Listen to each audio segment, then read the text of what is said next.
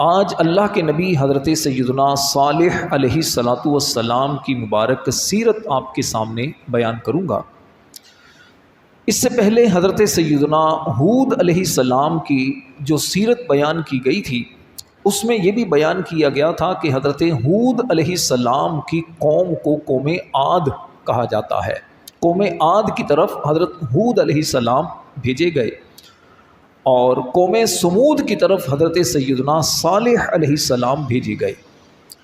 قوم عاد اور قوم سمود کے درمیان 100 سال کا فاصلہ تھا۔ قوم سمود کو ہی عاد ثانیہ بھی کہا جاتا ہے اور قوم عاد کو عاد اولا کہا جاتا ہے۔ قوم سمود سے پہلے قوم عاد اللہ کے نبی حضرت ہود علیہ السلام کی نافرمانی اور ان کی گستاخی کرنے کے سبب عذاب کی وجہ سے ہلاک ہوئی۔ ان کے قائم مقام اللہ تعالیٰ نے قوم سمود کو بھیجا۔ قوم سمود کو بھی اللہ تعالیٰ نے بڑی لمبی عمریں اور بہت ساری نعمتیں عطا فرمائی تھیں، لیکن یہ قوم بھی قوم عاد کی طرح اللہ کی نافرمانیوں اور کفر و شرک میں مبتلا ہونے کی وجہ سے ہلاک اور برباد ہو گئی۔ ان کی طرف اللہ نے اپنے نبی حضرت صالح علیہ السلام کو مبعوث فرمایا۔ اللہ کریم قرآن مجید میں فرماتا ہے وَإِلَىٰ ثَمُودَ أَخَاهُمْ صَالِحًا، اور ہم نے قوم سمود کی طرف ان کے ہم قوم صالح کو بھیجا۔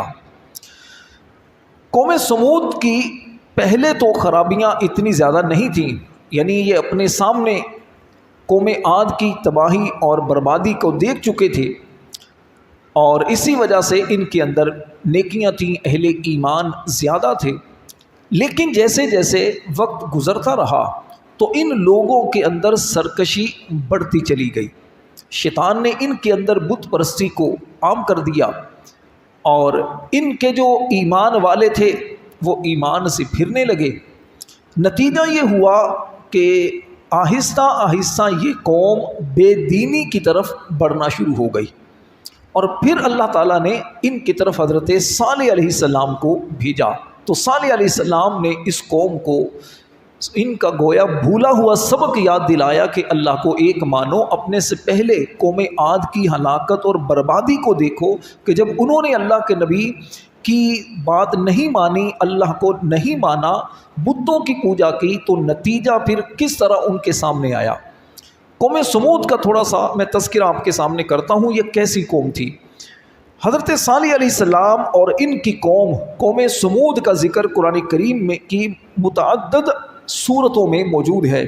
سورہ اعراف، سورہ ہود، سورہ حجر، سورہ نمل، سورہ قمر، سورہ شعراء اور سورہ شمس میں اس قوم کا ذکر موجود ہے۔ سمود دراصل یہ عرب کے ایک قبیلے کا نام ہے، اور ایک قول کے مطابق یہ نام ان کے جد اعلیٰ یعنی اس قبیلے کا جو سربراہ تھا جس کی یہ اولاد ہے اس کا نام تھا سمود تو اس کی وجہ سے اس کو قوم سمود کہا جانے لگا، اور یہ حضرت نوح علیہ السلام کے بیٹے سام کی اولاد میں سے تھے۔ انہیں عاد ثانیہ بھی کہا جاتا ہے۔ قرآن کریم میں اللہ تبارک و تعالی ارشاد فرماتا ہے وَأَنَّهُ أَهْلَكَ عَادًا الْأُولَىٰ وَثَمُودَ فَمَا أَبْقَىٰ، اور یہ کہ اسی نے پہلی عاد کو ہلاک فرمایا اور سمود کو تو اس نے کسی کو باقی نہ چھوڑا۔ لیکن یہ جو قوم سمود تھی یہ یا تو قوم سمود اور آل سمود کے نام سے زیادہ مشہور تھی، چونکہ ان کا بڑا وہ سمود تھا جیسے قوم عاد کا بڑا عاد تھا، تو اس کی وجہ سے قوم عاد کہلائی۔ اور رشتے میں قوم عاد اور قوم سمود کے جو لوگ تھے یہ چچا زاد تھے، یعنی چچا کے آپ جیسے کزن ہوتے ہیں، تو اس طرح ان کی آپس میں رشتہ داریاں تھیں۔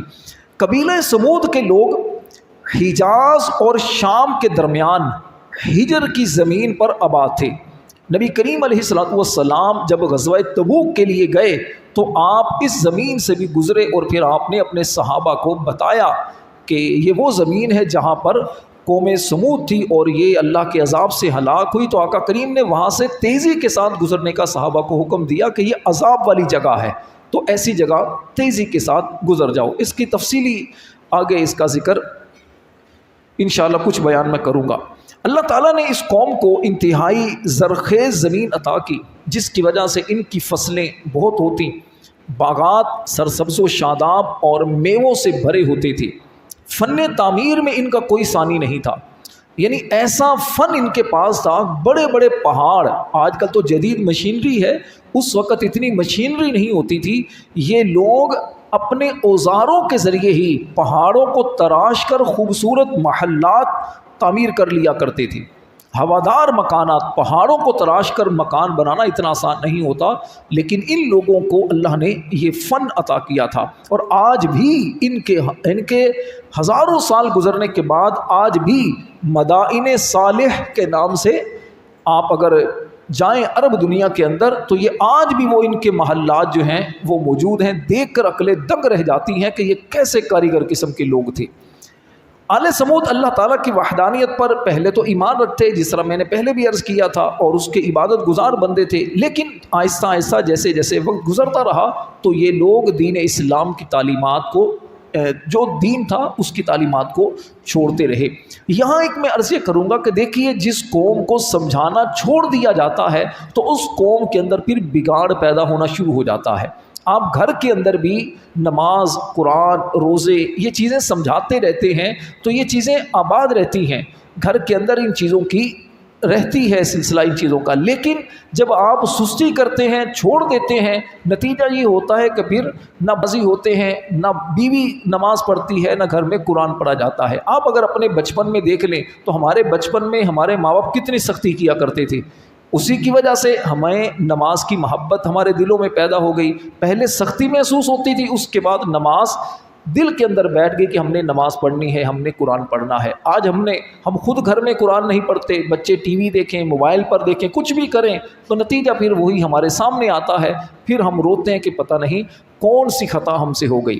تو بہرحال قوم سمود کے اندر بھی اس طرح خرابی پیدا ہونا شروع ہو گئی۔ اللہ نے ان کی طرف اپنے پیارے نبی حضرت صالح علیہ السلام کو بھیجا، اور صالح علیہ السلام نے ان کو سمجھایا۔ صالح علیہ السلام کی دو خوبیاں قرآن کریم میں جو بیان کی گئیں وہ عرض کرتا ہوں۔ ایک تو صالح علیہ السلام کی خوبی یہ تھی کہ آپ امانت دار رسول تھے، آپ نے یہ خود قوم کو بیان کیا، ارشاد فرمایا انی لکم رسول امین، بے شک میں تمہارے لیے امانت دار رسول ہوں۔ امانت کیا ہوتی ہے؟ امانت کہتے ہیں کہ جیسی آپ کو چیز ملی ویسی آپ اس کے حقدار کو پہنچا دیں۔ تو اللہ تعالیٰ نے جو اپنا پیغام اپنے پیارے نبی صالح علیہ السلام کو دیا، صالح علیہ السلام نے ویسا ہی اپنی قوم کی طرف پہنچا دیا، اس میں کوئی خیانت نہیں کی، اور ویسے بھی آپ امانت دار تھے، اپنی قوم میں معزز سمجھے جاتے تھے۔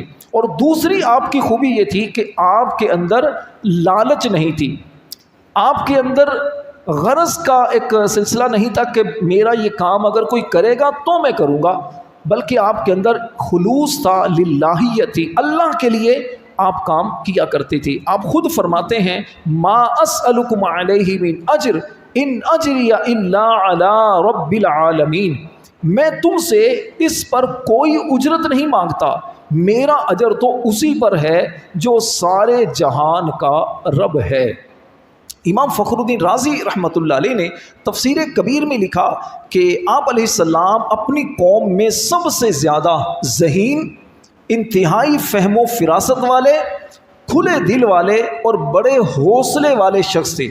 اسی طرح غریب لوگوں کی مالی مدد کرنا، بیماروں کی عیادت کرنا اور ان کی خدمت کرنا یہ آپ کے معمولات میں شامل تھا۔ آپ علیہ السلام نے بھی حج کیا ہے، اور بھی کئی انبیاء کرام علیہ السلام نے حج کی سعادت پائی ہے، یعنی خانہ کعبہ آدم علیہ السلام نے تعمیر کیا تھا، تو اس کے بعد سے اللہ کے سارے نبی تقریباً حج کے لیے آئے ہیں، اور ایک تعداد انبیاء کرام علیہ السلام کی جو مکہ میں ہی رہے اور وہیں پر ان کی قبریں بنی۔ غفلت، جہالت، کفر و شرک اور بت پرستی کے بیابان میں بھٹکنے والی قوم سمود کی رہنمائی کی طرف اللہ نے اپنے نبی صالح علیہ السلام کو بھیجا۔ صالح علیہ السلام نے اس قوم کو سمجھایا یا قوم اعبدوا اللہ ما لکم من الہ غیرہ، اے میری قوم اللہ کی عبادت کرو، اس کے سوا تمہارا کوئی معبود نہیں ہے۔ ہوا انشأکم من الارض واستعمرکم فیہا، اس نے تمہیں زمین سے پیدا کیا اور اسی میں تمہیں آباد کیا۔ فاستغفروہ ثم توبوا الیہ، تو اس سے معافی مانگو پھر اس کی طرف رجوع کرو۔ ان ربی قریب مجیب، بے شک میرا رب قریب ہے دعا سننے والا۔ قوم بات ماننے کی بجائے سرکشی پر اتر آئی، اور قوم نے آپ کی دعوت سن کر کیا کہا؟ یا صالح قد كنت فینا مرجوا قبل هذا اتنہانا ان نعبد ما يعبد آباؤنا واننا لفی شک مما تدعونا الیہ مریب۔ اے صالح، اس سے پہلے تم ہمارے درمیان ایسے تھے کہ تم سے بڑی امیدیں وابستہ تھیں، کیا تم ہمیں ان کی عبادت کرنے سے منع کرتے ہو جن کی عبادت ہمارے باپ دادا کرتے رہے؟ اور بے شک جس کی طرف تم ہمیں بلا رہے ہو اس کی طرف سے تو ہم بڑے دھوکے میں ڈالنے والے شک میں ہیں۔ یعنی قوم نے کیا کہا کہ اے صالح، ہم نے اپنے باپ دادا کو بتوں کی پوجا کرتے ہوئے دیکھا ہے تو ہم تو اسی کی پوجا کریں گے، اب جس کی دعوت تم ہمیں دے رہے ہو کہ اللہ کی عبادت کرو تو اس کے بارے میں تو ہمیں شک ہے، ہم ماننے والے نہیں ہیں۔ ہمیں تو تم سے یہ امیدیں تھی کہ تم ہمیں کسی اور طرف لے کر جاؤ گے، لیکن تم تو، یعنی یہ قوم کا ایک جہالت تھی کہ اللہ کی طرف دعوت دی تو قوم نے آپ سے کیا امیدیں لگا رکھی تھی۔ تو یہاں ہمارے سیکھنے کے لیے بھی یہ ہے کہ بعض اوقات ہم بھی کسی عالم دین کے پاس جائیں، کسی نیک بندے کے پاس جائیں تو وہاں ہم چاہتے ہیں ہمارے مطلب کی بات ملے، تو ہمارے مطلب کی بات ہر جگہ سے نہیں مل سکتی۔ جو دین کی بات ہوتی ہے، جو شریعت کا مسئلہ ہوتا ہے، وہی چیز بیان کی جاتی ہے۔ تو بہرحال قوم سمود کو آپ سمجھاتے رہے، قوم سمود آپ کی تکذیب کرتی رہی۔ پھر قوم سمود کو حضرت صالح علیہ السلام نے فرمایا کہ اے میری قوم، اللہ کے عذاب سے ڈرو، اگر تم میری بات نہیں مانو گے، اللہ کو ایک نہیں مانو گے تو پھر تم پر عذاب آئے گا۔ تو اب قوم سمود نے جب یہ سنا تو کہا اچھا، اگر تم واقعی اللہ کے رسول ہو، اے صالح، اگر آپ واقعی اللہ کے رسول ہیں تو پھر عذاب لے آؤ، جس کا تم ہمیں وعدہ دے رہے ہو تو پھر لے آؤ وہ عذاب۔ کیا کہا قوم نے؟ یا حضرت صالح علیہ السلام نے جب کہا یا قومی لما تستعجلون بالسیئۃ قبل الحسنہ، اے میری قوم بھلائی سے پہلے برائی کی جلدی کیوں کرتے ہو؟ لولا تستغفرون اللہ لعلکم ترحمون، تم اللہ سے بخشش کیوں نہیں مانگتے؟ ہو سکتا ہے تم پر رحم کیا جائے۔ یعنی جب قوم نے آگے سے کہا کہ جلدی جلدی عذاب لے آؤ تو حضرت صالح علیہ السلام نے کہا اللہ سے ڈرو، کیا کر رہے ہو؟ تمہیں تو چاہیے کہ بھلائی کی جلدی کرو، تم بھلائی کی بجائے عذاب کی جلدی کی بات کر رہے ہو۔ دیکھو اگر عذاب آ گیا تو پھر تمہیں بچانے والا کوئی نہیں ہوگا۔ قوم سمود نے حضرت صالح علیہ السلام کو جھٹلاتے رہے تو اللہ تعالیٰ نے پہلے اس قوم سمود پر پانی کو روک لیا، جس کی وجہ سے یہ پریشان ہو گئے، پانی بند ہو گیا، قحط سالی ہو گئی۔ تو ان چیزوں کو دیکھ کر معاذ اللہ بجائے اس کے کہ نصیحت حاصل کرتے، اللہ سے ڈرتے، انہوں نے کہا کہ اے صالح، یہ تو تمہاری وجہ سے ہم پر یہ چیز آئی ہے، یعنی تم ہماری قوم میں اس طرح کی باتیں کر رہے ہو جس کی وجہ سے بارش ہم پر رک گئی ہے، ہم تو تمہیں اور تمہارے ساتھیوں کو منحوس سمجھتے ہیں۔ حضرت صالح علیہ السلام نے فرمایا کہ تمہیں جو بھلائی اور برائی پہنچتی ہے وہ اللہ تعالیٰ کے حکم سے ہے، وہ تمہاری تقدیر میں لکھا ہوا ہے، جس کے ذریعے تمہیں آزمایا جا رہا ہے تاکہ تم اللہ کی طرف آؤ، تم نیک بنو، غلط کاموں کو چھوڑو، اللہ پر ایمان لے کر آؤ۔ لیکن اس قوم نے اس بات کو سمجھنے کی بجائے کیا کہا؟ انما انت من المسحرین، تم ان میں سے ہو جن پر جادو ہوا ہے۔ ما انت الا بشر مثلنا فأت بآیۃ ان کنت من الصادقین، تم تو ہم جیسے ہی ایک آدمی ہو، اگر تم سچے ہو تو کوئی نشانی لاؤ۔ اب قوم نے دوسری چال چلی، کہا دیکھو اگر تم اللہ کے نبی ہو تو پھر کوئی نشانی لے کر آؤ جس سے ہمیں یقین ہو جائے واقعی تم اللہ کے نبی ہو. اور دوسری بات یہ تم تو ہمارے جیسے آدمی ہو, تمہیں کیا خصوصیت حاصل ہو گئی کہ تم اللہ کے نبی بن گئے. تو اب قوم نے اس طرح کی جب مزید باتیں کہیں تو حضرت صالح علیہ السلام کو جب انہوں نے انکار کیا تو آپ علیہ السلام کے بارے میں بہت کچھ انہوں نے خیر کہا. نتیجہ یہ ہوا کہ اللہ تعالیٰ نے حضرت صالح علیہ السلام کو تسلی دیتے ہوئے ارشاد فرمایا سَيَعْلَمُونَ غَدًا مَنِ الْكَذَّابُ الْأَشِرُ, کہ بہت جلد کل جان جائیں گے کہ کون بڑا جھوٹا متکبر تھا. اِنَّا مُرْسِلُ النَّاقَةِ فِتْنَةً لَهُمْ فَارْتَقِبُوا وَاصْطَبِرْ, بے شک ہم ان کی آزمائش کے لیے اونٹنی کو بھیجنے والے ہیں, تو اے صالح تم ان کا انتظار کرو اور صبر کرو. حضرت صالح علیہ السلام کو جب انہوں نے کہا کہ آپ کوئی چیز دکھائیں, کوئی نشانی دکھائیں, صالح علیہ السلام کو اللہ پاک نے تسلی دی اور ان کو ایک معجزہ دیا. وہ معجزہ تھا اونٹنی کا. آپ نے کئی کتابوں میں پڑھا ہوگا, سنا ہوگا صالح علیہ السلام کی اونٹنی. وہ واقعہ کیا تھا؟ وہ واقعہ یہ تھا کہ حضرت صالح علیہ السلام نے دیکھا کہ ایک دن قبیلے کے لوگ ایک مجلس میں جمع تھے. اسی دوران صالح علیہ السلام بھی وہاں پر آئے. حسب معمول ان کو آپ نے اللہ پر ایمان لانے کی دعوت دی, نصیحت کی, سمجھایا. یہ موقع غنیمت جان کر سرداروں نے آپ سے مطالبہ کیا کہ دیکھیں اگر آپ واقعی اللہ کے رسول ہیں نا تو اس پہاڑ سے ایک اونٹنی نکالیں. ایک اونٹنی نکلے اور وہ اونٹنی 10 مہینے کی حاملہ ہو, اس کے پیٹ میں جو بچہ ہو یعنی اسے پورا حمل ہو چکا ہو, بالکل تیار ہو بچہ جننے کے لیے, اور اسی طرح وہ طاقتور ہو, خوبصورت ہو اور عیب سے بالکل پاک ہو, اور نکلتے ہی اونٹ اپنے پہاڑ سے نکلتے ہی وہ بچہ جنے, اسے بچہ پیدا ہو. آپ علیہ السلام نے فرمایا کہ اگر میں نے تمہارا مطالبہ پورا کر دیا تو کیا تم ایمان لاؤ گے؟ سب نے کہا ہاں, اگر آپ نے ہمارا مطالبہ پورا کر دیا تو ہم ایمان لے آئیں گے, اللہ تعالیٰ کی وحدانیت پر اور آپ کی رسالت پر, بت پرستی بھی چھوڑ دیں گے.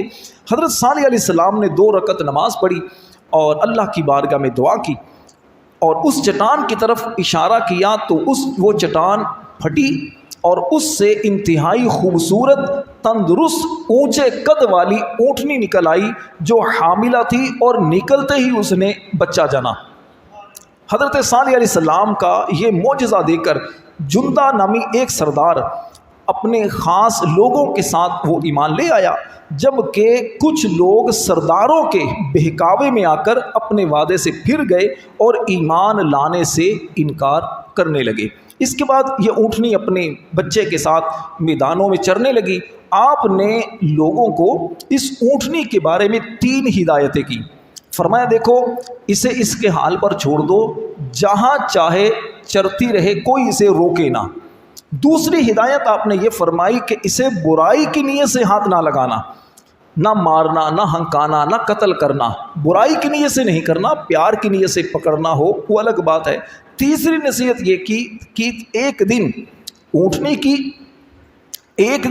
کی اور ایک دن تمہاری باری ہے, لہٰذا جو دن اونٹنی کا ہے اس دن کنویں سے صرف اونٹنی پانی پیے گی, کوئی دوسرا نہ پانی لے, اور جس دن اونٹنی کی باری نہیں ہوگی تم پانی لے لینا.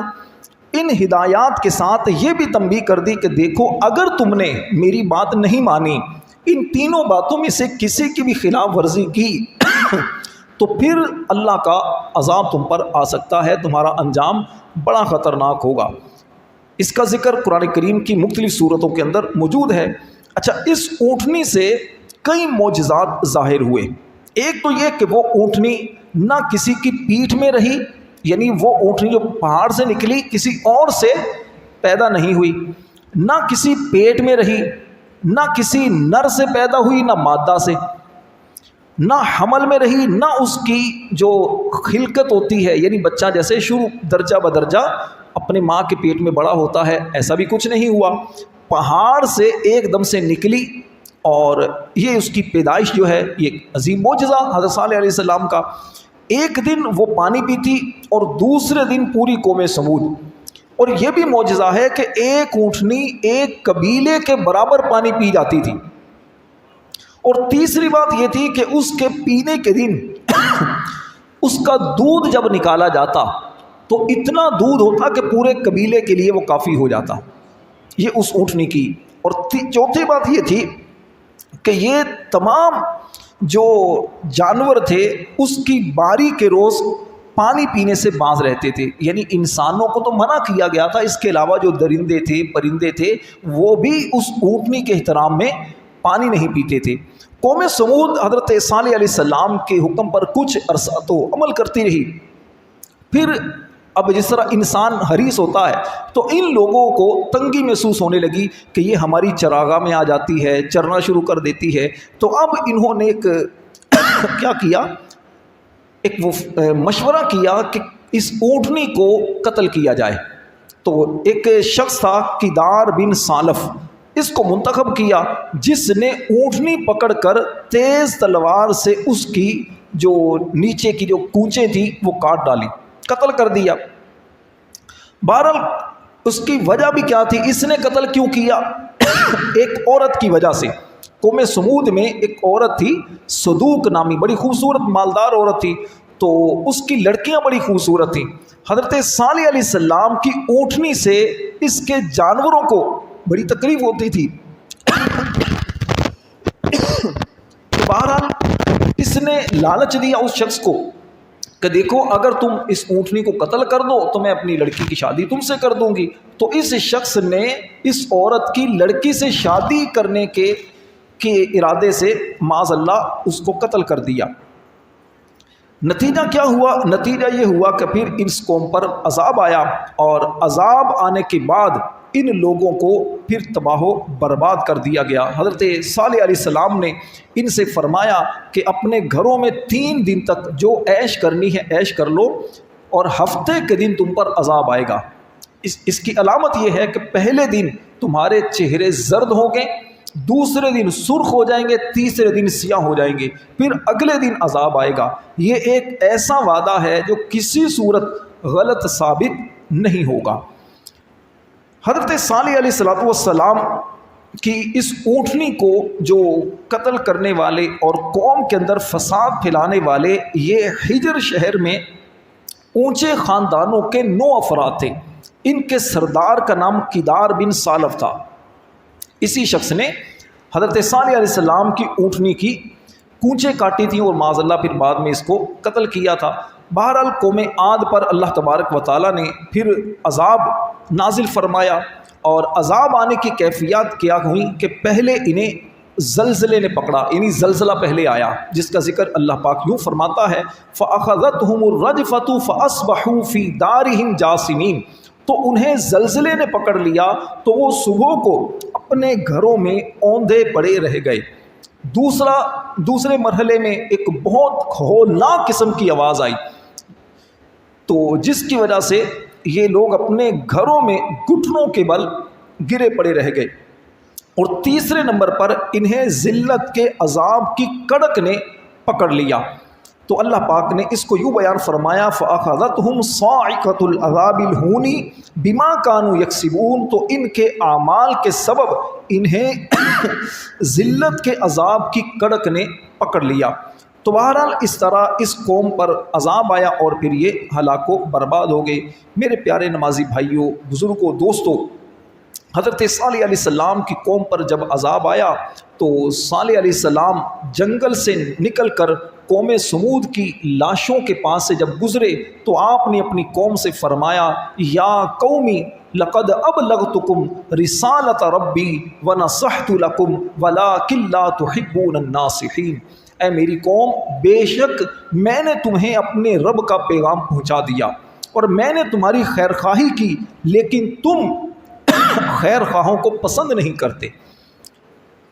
روایت میں یہ بھی آتا ہے کہ صالح علیہ السلام اپنے ایمان لانے والے ساتھیوں کے ساتھ مکہ مکرمہ میں آباد ہوئے اور یہیں پر آپ پھر عبادت میں مصروف رہے اور آپ کا پھر وصال ہو گیا.